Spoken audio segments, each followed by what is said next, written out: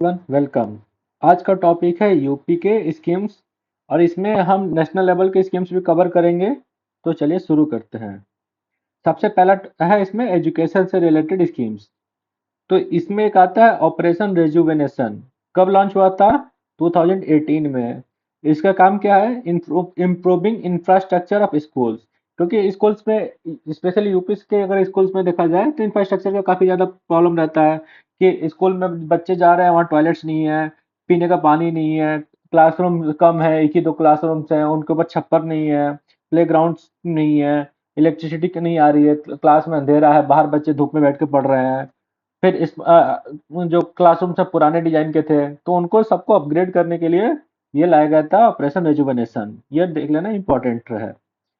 ठीक है, फिर और भी और कुछ कुछ स्कीम्स हैं, जैसे chief minister apprenticeship incentive scheme. इसका क्या क्या है? एम्प्लॉयबिलिटी। ठीक है, जैसे कीवर्ड से मैं इसको हाईलाइट कर दिया हूँ, employability of graduate by providing them practical training and work experience. फिर प्रवीण स्कीम है, उतना इंपॉर्टेंट नहीं है। फिर ये आ जाता है समग्र शिक्षा अभियान। ये इंपॉर्टेंट है क्योंकि ये काफी ज्यादा न्यूज में था, स्पेशली तमिलनाडु में काफी ज्यादा डिबेट में था कि वो लोग बोल रहे थे कि इम्प्लीमेंट नहीं करेंगे। इस स्कीम का क्या है? Quality education, bridging social and gender gap, safe and conducive learning environment. इस स्कीम में क्या क्या तीन स्कीम्स हो उनको इंटीग्रेट कर दिया गया है, सर्व शिक्षा अभियान, राष्ट्रीय माध्यमिक शिक्षा अभियान और टीचर एजुकेशन। ठीक है, इन तीनों स्कीम को इंटीग्रेट करके ये समग्र शिक्षा अभियान बनाया गया है। इसके अंदर मॉडल स्कूल्स भी बनाए जाएंगे। फिर आता है अटल रेसिडेंशियल स्कूल। यह है फ्री क्वालिटी और पर्पजफुल एजुकेशन। किसके लिए? कंस्ट्रक्शन वर्कर्स के लिए। क्यों? क्योंकि वो हमेशा माइग्रेट करते रहते हैं एक जगह से दूसरी जगह पे। तो फिर उन इसीलिए उनके बच्चों को मतलब अगर उनके एजुकेशन इम्पैक्ट ना हो इससे, तो उसके लिए रेसिडेंशियल स्कूल की जरूरत पड़ेगी और इसलिए अटल रेसिडेंशियल स्कूल प्रोग्राम शुरू किया गया उनके लिए। बजट में 13% है, जो कि एक 1.06 लाख करोड़ है, वो अमाउंट मतलब एजुकेशन के लिए अलॉट किया गया था। तो वो क्या क्या चीज़ों के लिए अलॉट किया गया है? स्मार्ट क्लासरूम्स और लैब बनेंगे, स्कॉलरशिप दिया जाएगा, सेंटर ऑफ एक्सेलेंस बनेंगे एआई के लिए। फिर ये लड़कियों के जो मेरिटोरियस स्टूडेंट है गर्ल्स में, उनको स्कूटीज डिस्ट्रीब्यूट किया जाएगा। फिर ये कस्तूरबा गांधी बालिका विद्यालय बनाए जाएंगे, मॉडल कंपोजिट स्कूल बनाए जाएंगे। फिर ये उच्चतर शिक्षा अभियान प्रमोट किया जाएगा। ठीक है, फिर आता है हेल्थ केयर का। हेल्थ केयर में सबसे इंपॉर्टेंट स्कीम है आयुष्मान भारत पीएम जन आरोग्य योजना। ठीक है, ये स्कीम सबसे इंपॉर्टेंट है। इसमें क्या है? ₹5 लाख पर ईयर दिया जाएगा बेनिफिशियरी को। ठीक है, फिर आता है national health rural health mission. इसमें आशा वर्कर्स है, इसका प्रोटेस्ट चल रहा था केरला में। ठीक है, तो ये इंपॉर्टेंट हो जाता है क्योंकि ये न्यूज में है, क्योंकि आशा वर्कर्स का जो जो ये है सैलरी है वो काफी ज्यादा कम है, मिनिमम वेज के से नीचे आ जाता है, कई जगह पे है जो मिनिमम वेज से नीचे है। तो इसलिए ये इंपॉर्टेंट हो जाता है और आशा वर्कर काफी ज्यादा मतलब ये जो रूरल के लोग हैं उन तक हेल्थ की जितनी स्कीम्स है उसको पहुंचाने में बहुत ज्यादा इंपॉर्टेंट रोल प्ले करते हैं। इसलिए ये काफी ज्यादा इंपॉर्टेंट हो जाता है। वही PM Ayushman India health scheme, वही ऊपर जो स्कीम है उसी से रिलेटेड ये भी है। ठीक है, यहाँ पे इंफ्रास्ट्रक्चर मिशन है, तो इंफ्रास्ट्रक्चर डेवलप करना है। फिर आता है ये स्कीम इंपॉर्टेंट है, पीएम मातृ वंदना योजना। प्रेग्नेंट मदर्स और लैक्टेटिंग मदर्स के लिए है, उनके एज ग्रुप ये होना चाहिए। हाँ, और फर्स्ट चाइल्ड है तो 5,000 मिलेगा, और सेकंड चाइल्ड गर्ल है तो 6,000 मिलेगा। फिर आयुष्मान इंडिया प्रोग्राम है, इसमें पीएमजे है। ठीक है, जन आरोग्य योजना 5 लाख, वही जो ऊपर देखे थे। फिर आयुष्मान भारत डिजिटल मिशन है। फिर आता है Pandit Deendayal Upadhyay state employ cashless treatment plan. ये काफी अच्छा स्कीम है, मतलब जो भी स्टेट की गवर्नमेंट के एम्प्लॉयज होंगे उनके लिए काफी अच्छा स्कीम है, तो ये देख लेना एक बार। फिर आ जाता है बजट। हेल्थ पे कितना परसेंट अलॉट किया गया? हेल्थ के लिए 6% अलॉट किया गया बजट का, टोटल 50,000 करोड़। ठीक है, आयुष्मान भारत। ठीक है, इसमें यूपी का रैंक फर्स्ट है। फिर आयुष्मान आरोग्य मंदिर योजना, फिर telemedicine services, free dialysis और CT scan, free medicine treatment up to 5 lakhs। ठीक है, home guard, PRD personal, village watchman and honorarium teachers. फिर न्यू मेडिकल कॉलेजेस कितने बनेंगे? 13 न्यू ऑटोनोमस कॉलेजेस हैं, 1500 सीट्स बढ़ाई जाएगी, ताकि मतलब जो बच्चे हैं कंपटीशन में बैठ रहे हैं, मेडिकल मेडिकल के लिए तैयारी कर रहे हैं, जैसे नीट के थ्रू जा रहे हैं जो बच्चे, तो उनके लिए सीट बढ़ जाएगी। फिर लोगों को क्या है, डॉक्टर्स मिल जाएंगे, डॉक्टर्स की जो अवेलेबिलिटी है यूपी में काफ़ी कम है, तो वो बढ़ाई जाएगी। 80 मेडिकल कॉलेजेस बनेंगे स्टेट में, 2 एम्स बनेंगे, एक कहाँ पे, गोरखपुर में, और रायबरेली में। माने यूपी के एक ईस्ट साइड में हो गया, एक वेस्ट साइड में, दोनों तरफ हो जाएगा। फिर एक है महायोगी गुरु गोरखनाथ आयुष यूनिवर्सिटी बनेगा गोरखपुर में। फिर एक और है अयोध्या में आयुर्वेदिक कॉलेज बनेगा, वाराणसी में होम्योपैथिक मेडिकल कॉलेज बनेगा। फिर आता है वुमेन एंड चाइल्ड डेवलपमेंट से रिलेटेड स्कीम्स क्या क्या है। एक है डेस्टिट्यूट वुमेन पेंशन प्लान है। ये किसके लिए है, विडो वुमेन के लिए है, जिनकी एज 18 से 60 ईयर्स तक है। उनको 1000 पर मंथ दिया जाएगा। ठीक है, उनकी वही जो इनकम, एनुअल इनकम है, 2 लाख से कम होनी चाहिए। फिर आता है कन्या सुमंगला योजना, ये इंपॉर्टेंट है। ठीक है, ये इंपॉर्टेंट स्कीम है, इसको ध्यान से याद रख लेना। गर्ल्स जिनका ये जन्म हुआ है वो 1 अप्रैल 2019 के बाद से हुआ है, उनके लिए है। और उनकी एनुअल फैमिली इनकम है वो 3 लाख से कम होनी चाहिए। और मैक्सिमम 2 गर्ल्स, एक फैमिली से 2 गर्ल्स को ही मिल सकता है। और 15,000 पर एलिजिबल गर्ल्स है। फिर आता है वीमेन फार्मर एम्पावरमेंट प्रोजेक्ट। तो इसमें महिला किसान सशक्तिकरण परियोजना है, इसमें हिंदी में है, इंग्लिश में वुमेन फार्मर एम्पावरमेंट प्रोजेक्ट है, तो दोनों में से कोई भी एक नाम लिखो चलेगा। फिर आता है उत्तर प्रदेश रानी लक्ष्मीबाई महिला एवं बाल सम्मान कोष, ये भी देख लेना। ठीक है, प्राइम मिनिस्टर उज्ज्वला स्कीम, ये इंपॉर्टेंट है। फ्री एलपीजी सिलेंडर्स है। ठीक है। और ये बीपीएल वुमेन को ज़्यादा प्रायोरिटी दिया जाता है इसमें। फिर है hot cooked meal for scheme, 3 से 6 साल के बच्चों के लिए आंगनबाड़ी सेंटर्स पे मिलेगा। ठीक है। फिर आता है कन्या विवाह सहायता योजना। अगर इंट्रा कास्ट मैरिज हो रही है तो 55,000 मिलेगा, इंटर कास्ट मैरिज हो रही है तो 60,000 मिलेगा। और क्या है, वर्कर्स फैमिली के लिए है ये। फिर निर्भया योजना लाया गया था वुमेन के लिए ही। पिंक सर्विसेज चलाई जाते हैं, पैनिक बटन और हेल्पलाइन, 112 हेल्पलाइन है ये पीसीआर कॉल के लिए। फिर आता है वीमेन एम्पावरमेंट के लिए और कौन कौन सी स्कीम्स है बजट में इस बार जो अनाउंस की गई थी। UP state rural livelihood mission, BC सखी योजना, लखपति महिला योजना, पीएम उज्ज्वला योजना, महिला समर्थ्य योजना, चीफ मिनिस्टर मास मैरिज स्कीम, मुख्यमंत्री श्रमजीवी महिला, मुख्यमंत्री बाल सेवा योजना, पुष्टाहार कार्यक्रम, मुख्यमंत्री सक्षम सुपोषण योजना, ये सारे स्कीम्स एक बार देख लेना। फिर रूरल डेवलपमेंट के लिए कौन कौन सी स्कीम है, युवक मंगल दल, महिला मंगल दल। क्या है, ताकि यूथ जो है वो पार्टिसिपेट करे, जितने नेशनल या सोशल इंपॉर्टेंस के काम है उसमें पार्टिसिपेट करे। यही इस स्कीम का एम है।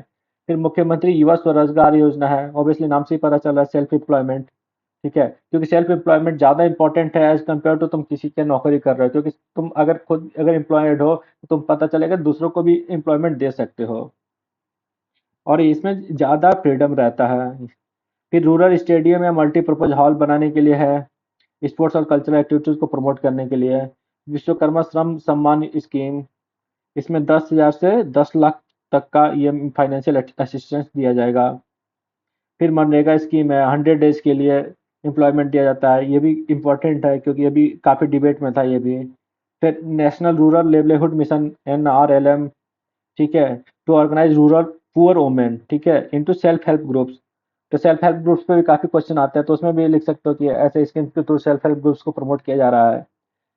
फिर ग्राम सड़क योजना प्रधानमंत्री का, ये काफ़ी इंपॉर्टेंट स्कीम है। इस स्कीम से मतलब रूरल एरियाज का जो रोड है, कनेक्टिविटी है, काफ़ी ज़्यादा इम्प्रूव हुई है। ये बहुत अच्छी स्कीम है और बहुत अच्छे से इम्प्लीमेंट हुई है ये। कई कई जिलों में तुमको अगर देखोगे तो जिले के हेडक्वार्टर से ज़्यादा अच्छे रोड गांव में मिलेंगे, thanks to this scheme. Prime minister Awas Yojana, उसके लिए इतना अलॉट हुआ है, बाकी सारे स्कीम्स के लिए क्या क्या अलॉट हुए हैं, और ये कब कब लॉन्च हुआ था। ठीक है, ये ग्रामीण कौशल्य योजना, ये वही सेम ट्रेनिंग देने के लिए है। Old old age pension scheme है, इस पे एज कितनी होनी चाहिए, 60 साल से ऊपर होनी चाहिए। और एनुअल इनकम कितनी होनी चाहिए, 46,000 से कम होनी चाहिए रूरल में। और ये अर्बन में 56,000 से, वही ये पॉवर्टी वाला यानी बीपीएल के नीचे आना चाहिए वही। ठीक है, और कितना मिलेगा, 1,000 per month. Chief minister collective marriage planning, वही सामूहिक विवाह। ठीक है। फिर यूथ वेलफेयर के लिए स्कीम्स कौन कौन सी है, Uttar Pradesh skill development mission, मुख्यमंत्री ग्रामोद्योग रोजगार योजना, एज ग्रुप ये है, और इसमें लोन कितना मिलेगा, 10 लाख तक। वही ऐसे सिमिलर एक और स्कीम है, मुद्रा योजना, ठीक है। फिर आता है संत रविदास एजुकेशन प्रमोशन स्कीम। हाँ, तो इसमें वर्किंग क्लास फैमिलीज के लिए है ये स्कीम, ठीक है। फिर बजट में क्या क्या और मेंशन किया गया था, स्वामी विवेकानंद युवा सशक्तिकरण योजना, मुख्यमंत्री अभ्युदय योजना, फ्री कोचिंग मिलेगा कॉम्पिटिटिव एग्जाम्स के लिए, जैसे आईएएस का तैयारी हो गया या पीसीएस का तैयारी हो गया, तो उसके लिए फ्री कोचिंग देंगे। फिर मुख्यमंत्री युवा उद्यमी विकास अभियान, एंटरप्रेन्योरशिप को प्रमोट करना है, स्टार्टअप कल्चर को प्रमोट करने के लिए है। वही प्रधानमंत्री शिक्षुता प्रोत्साहन योजना, ठीक है। ये सारे स्कीम्स है, ये वही, ये एक बार स्कीम्स किसी अगर आंसर में मेंशन कर दोगे तो फिर आंसर ज्यादा अच्छा दिखने लगता है, कि उनको लगेगा कि हाँ इसको हर फील्ड का नॉलेज है।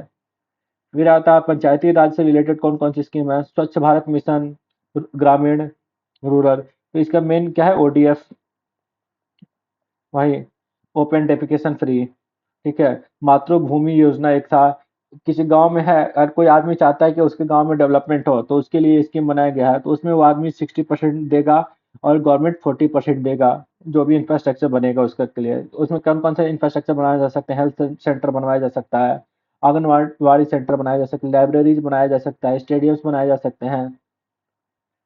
इरिगेशन और वाटर रिसोर्स डिपार्टमेंट स्कीम है, जल जीवन मिशन है, ये काफ़ी इम्पोर्टेंट है भाई, क्योंकि ये स्कीम काफ़ी टाइम से चल रहा है और काफ़ी पॉपुलर स्कीम रहा है। फिर माइक्रो इरिगेशन स्कीम है, स्पेशली फार्मर्स के लिए, ताकि मतलब ऐसे ऐसे जो है सिंचाई है, जैसे स्ट्रॉबेरी की खेती करनी है तो उसमें माइक्रो इरिगेशन काफ़ी ज़्यादा इंपॉर्टेंट रोल प्ले करता है, और इससे इनकम काफ़ी ज़्यादा बढ़ जाती है फार्मर्स की, डबल का कई गुना बढ़ जाती है। फिर रेन वाटर हार्वेस्टिंग और ग्राउंड वाटर ऑगमेंटेशन, वही क्लाइमेट चेंज से लड़ने के लिए है, ठीक है, क्लाइमेट चेंज से फाइट करने के लिए स्कीम है। तो ऐसे माना क्वेश्चन आया, माना ये स्कीम के बारे में तुमको पता है, तो डायरेक्टली लिख सकते हो कि गवर्नमेंट देखो ये स्कीम लॉन्च किया है क्लाइमेट चेंज से लड़ने के लिए। फिर आता है बजट में, और कौन सा है? गंगा फ्री फ्रॉम पॉल्यूशन, उसके लिए इतना करोड़ अलॉट हुए थे। मुख्यमंत्री लघु सिंचाई योजना, उसके लिए इतने करोड़ अलॉट हुए हैं। फिर एग्रीकल्चर और लैंड सेक्टर के लिए और कौन कौन सी स्कीम्स है, किसान क्रेडिट कार्ड, ये बहुत ज़्यादा इंपॉर्टेंट है। इससे क्या क्या होता है कि एक तो क्रेडिट मिल जाता है फार्मर्स को, ये और किसी दूसरे से लोन लेना नहीं पड़ता है, और उनका जो डेली का खर्चा है, जैसे मानो कुछ शादी करना है या कुछ और खर्चा है, उनको कोई सामान खरीदना है, तो डायरेक्टली इस क्रेडिट कार्ड की मदद से खरीद सकते हैं, और इसमें इंटरेस्ट भी काफ़ी कम लगता है, 4 या 5% का राउंड लगता है। पीएम फसल बीमा योजना, ये भी काफ़ी इंपॉर्टेंट स्कीम है। पीएम किसान सम्मान निधि योजना, इसमें 6,000 पर ईयर दिया जाता है, ठीक है, 3 इंस्टॉलमेंट्स में 2-2 हज़ार करके दिया जाता है, ठीक है, 3 इंस्टॉलमेंट में 2-2 हज़ार करके ये दिया जाता है। ये भी काफ़ी इंपॉर्टेंट है, हर साल दिया जा रहा है, और मतलब किसानों को एक तरह से थोड़ा सा सपोर्ट मिल जाता है, एक समझ लो कि एक बोनस मिल जाता है हर ईयर में।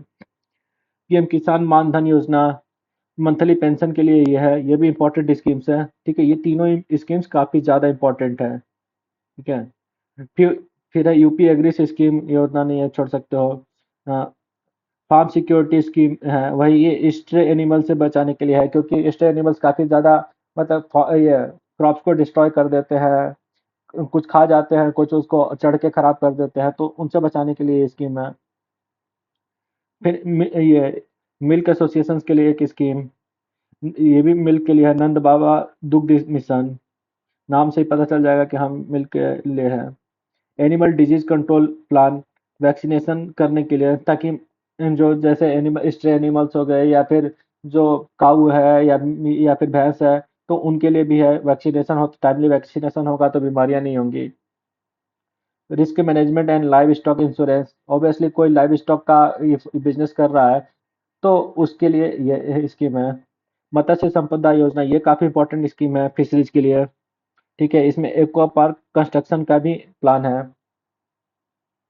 फिर और भी बजट में क्या क्या मेंशन था, सीड पार्क का मेंशन था, नेचुरल फार्मिंग के लिए नेशनल मिशन, पीएम कुसुम योजना, ये देख सकते हो।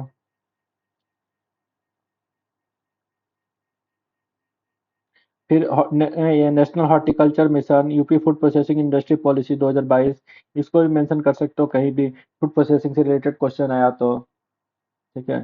फिर sugar cane price payment, Pipraich sugar mill को इतना करोड़ अलॉट हुआ था, छाता शुगर मिल के लिए 50 करोड़ अलॉट हुआ था। ये सब चीज़ें देख सकते हो। ठीक है, लाइव स्टॉक के लिए या डेयरी के लिए क्या क्या लाया गया, चीज़ें किया गया था।